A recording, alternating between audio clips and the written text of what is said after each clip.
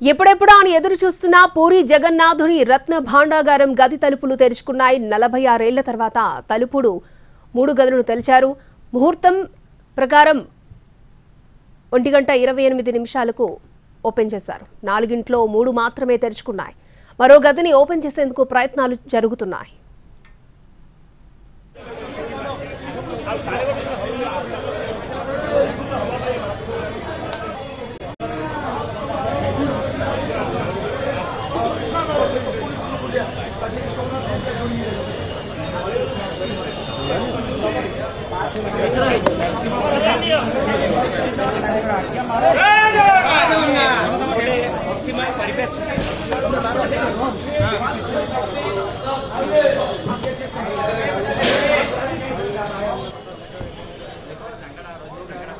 రత్న భాండాగారం తెరిచిన తర్వాత బయటపడిన బంగారం, వజ్ర వైఢూర్యాలను తీసుకెళ్లేందుకు చెక్కపెట్టెలను తీసుకొచ్చారు. 6 బాక్సులను భాండాగారంలోకి తీసుకెళ్లారు. రత్న భండార్లో దొరికిన ఆభరణాలను పెట్టెల్లో భద్రపరుస్తారు. అక్కడి నుంచి భారీ భద్రత నడుమ మరో చోటుకు తరలించనున్నారు.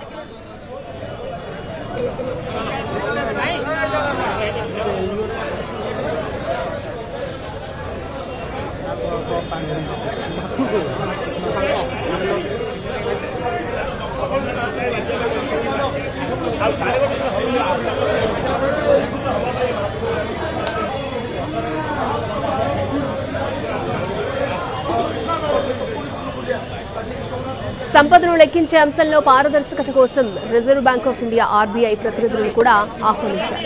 పురాతన ఆభరణాలు, ఇతర వస్తువులను తయారు చేసిన బంగారు నాణ్యతను ఆర్బీఐ ప్రతినిధులు కూడా పరిశీలిస్తారు.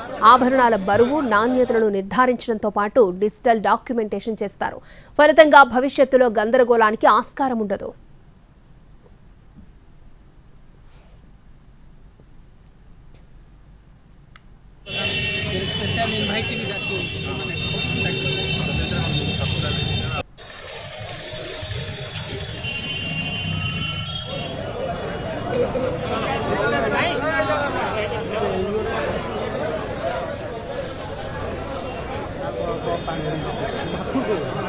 పూరి ఆలయంలో రత్న భండార్ ఎత్తు 11.78 మీటర్లు, పొడవు 8.79 మీటర్లు కాగా వెడల్పు 6.74 మీటర్లు.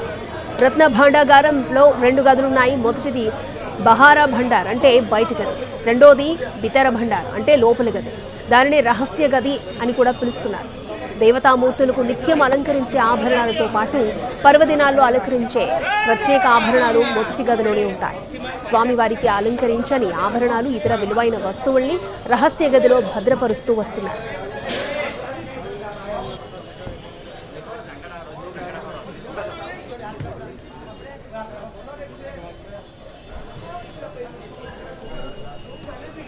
ఎప్పుడెప్పుడా అని ఎదురు చూస్తున్న పూరి జగన్నాథుడి రత్న భాండాగారం గది తలుపులు తెరుచుకున్నాయి.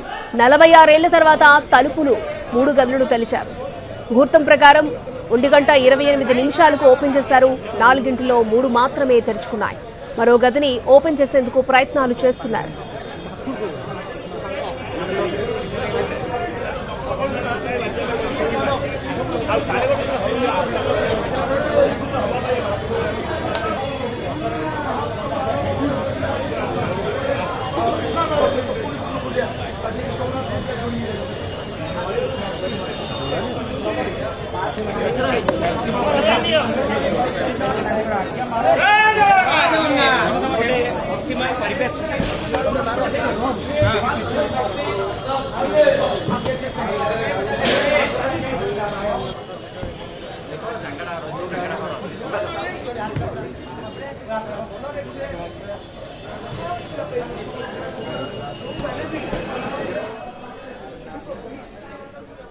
రత్న భాండాగారం తెరిచిన తర్వాత బయటపడిన బంగారం, వజ్ర వైఢూర్యాలను తీసుకెళ్లేందుకు చెక్కపెట్టెలను తీసుకొచ్చారు.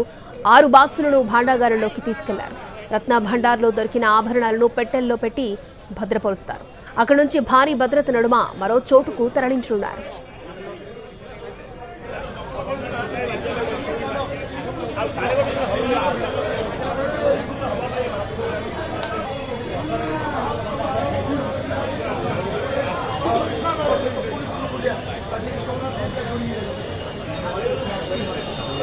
సంపదను లెక్కించే అంశంలో పారదర్శకత కోసం reserve bank of India RBI ప్రతినిధులను కూడా ఆహ్వానించారు. పురాతన ఆభరణాలు, ఇతర వస్తువులను తయారు చేసిన బంగారు నాణ్యతను ఆర్బీఐ ప్రతినిధులు కూడా పరిశీలిస్తారు. ఆభరణాల బరువు, నాణ్యతలను నిర్ధారించడంతో పాటు డిజిటల్ డాక్యుమెంటేషన్ చేస్తారు. ఫలితంగా భవిష్యత్తులో గందరగోళానికి ఆస్కారం ఉండదు.